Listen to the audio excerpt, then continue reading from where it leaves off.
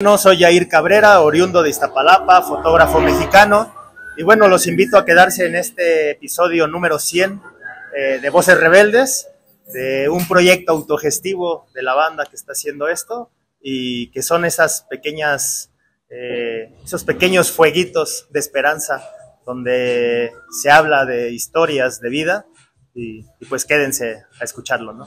Sí, yo sí me considero rebelde porque creo que intento ir un poco contra las cosas que ya están establecidas. Todo el tiempo lo vuelvo a repetir, mi hermano influye mucho en lo que voy haciendo, pero sí me considero una persona que todo el tiempo intento rebelarme ante el sistema que intenta establecer las dinámicas sociales de comunicación. Y es algo un poco metafórico, ¿no? Siempre dicen que del oriente sale el sol.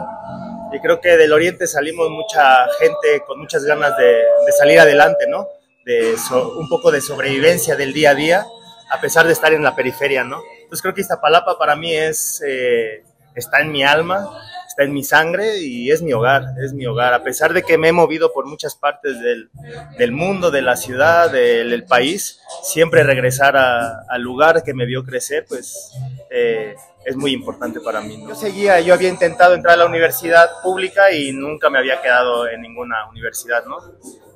Ya después llego al Faro de Oriente, que también está en Iztapalapa, y ahí entro al primer taller de fotografía, y recuerdo que en la segunda clase hicimos la cámara estenopeica con una caja de cartón, y recuerdo muy bien que cuando revelé la primera fotografía era un mural que estaba en ese tiempo pintado en el Faro, de Emiliano Zapata, y entonces cuando metí el papel en blanco a los químicos y se empezó como a pintar esa imagen, para mí fue algo mágico, la verdad.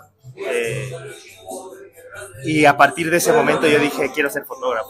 Está la banda ahí haciendo alebrijes, está la banda tocando música en otro salón, entonces había una cosa de arte por todos lados que yo no sabía que existía, por ejemplo, ¿no? Yo estaba muy cerca del Faro, no sé, 20 minutos caminando, yo llegaba al Faro, pero nunca no me imaginaba que en un lugar pudiera haber tantas cosas, ¿no? Entonces cuando yo llego, pues me sentí libre, ¿no? Libre de hacer lo que yo quería, de estudiar lo que yo quería y aprender lo que yo quería y sobre todo también convivir con las personas que me daba la gana, en el sentido de que de todas las edades, no nada más de mi edad, sino más grandes, más chicos, personas de la tercera edad, ¿no? Entonces, ese ambiente del Faro, pues sí, la verdad, yo creo que no nada más para mí, al menos para ese tiempo, pues sí fue muy importante, ¿no? Empecé a retratar mi propia historia en mi barrio, ¿no? A mis amigos, la muerte de mis amigos, ¿no? También los bailes sonideros, entonces empecé a crear una identidad también, ¿no? Como en vez de querer salir del barrio, era como, es que yo soy de aquí, estoy orgulloso de ser de aquí, ¿no? Y lo empecé a hacer a través de la imagen, ¿no?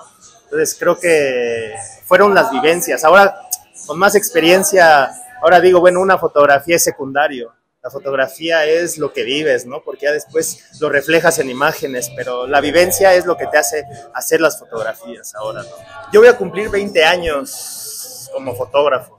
Se van a cumplir 20 años del inicio de la guerra contra el narco, casi lo mismo. Creo que la situación del país me fue llevando inconscientemente.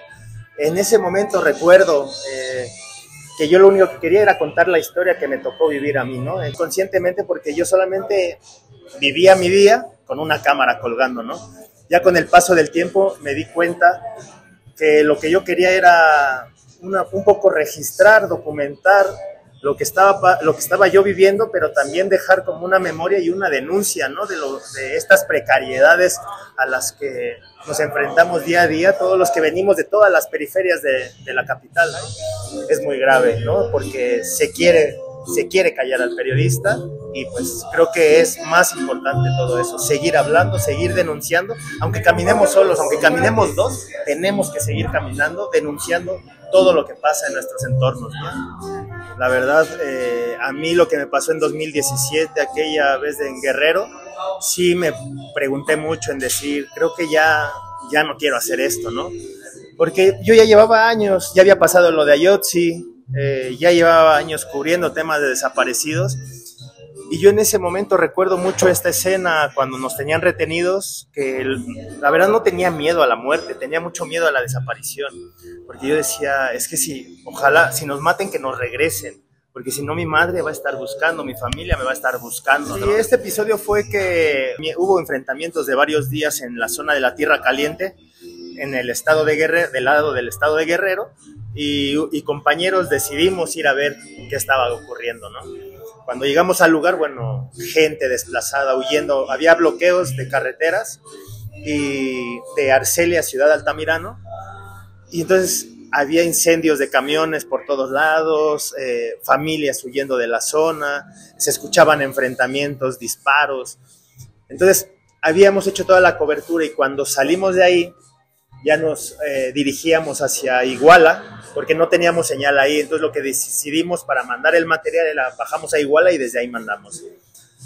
Y en el camino, en el poblado de Acapetlahuaya, muy cerca de Arcelia, pues eran 100 hombres armados, nos detienen y bueno, con armas largas, bueno, nos quitaron, nos despojaron de todo el material que habíamos documentado. Y bueno, nos quitaron una camioneta, nos dejaron ir en la otra, éramos 7 periodistas, y bueno, pues ya el regreso fue muy, muy caótico, con mucho miedo, porque pues ellos amenazaban que si decíamos algo nos iban a prender fuego y nos iban a matar, ¿no? Esto pasó en medio de 2 retenes de militares. Entonces, ves la estructura donde dices no hay seguridad de nada, y al final se quedaron con una parte de la historia que habíamos documentado, ¿no?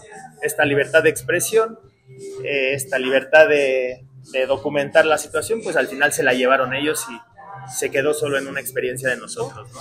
Ellos fueron haciendo de una nota de televisión, bueno, un poco un reportaje de 2 minutos, se convirtió a 5 minutos, después a uno de 15 minutos donde se hablaba de la historia de Jesús y la mía, y al final, bueno, se vuelve un documental porque durante el rodaje pasa lo de Ayotzi, ya había un corte final del documental, me lo enseñan y todo bien. En ese tiempo me voy a Guerrero y pasa todo lo que ya les conté, ¿no? Cuando regreso, recuerdo que regreso a la Central del Sur, ya sin equipo, me habían robado todo lo que tenía. Entonces ellos van y me recogen a la Central de Autobuses del Sur de Tasqueña, me quedo en su casa esa madrugada y en la mañana pues yo me voy a mi casa, ¿no? Y me dicen que si me podían acompañar para hacer, a ver, imagen de cómo regresaba a mi casa. Les dije que sí, y bueno, y en ese regreso a casa, como yo no le había avisado a mi madre que ya estaba en la ciudad, cuando me hago el reencuentro con mi madre, bueno, se da una cosa ahí que yo no tenía planeado, nada estaba planeado, y nos damos un gran abrazo mi madre y yo, y bueno, y así es como da un giro completamente el documental. Ya cuando están las presentaciones, muy rápido, me doy cuenta que más allá que fuera mi historia, de cierta manera yo representaba ciertos sectores de la población, de hablar de jóvenes de un barrio popular.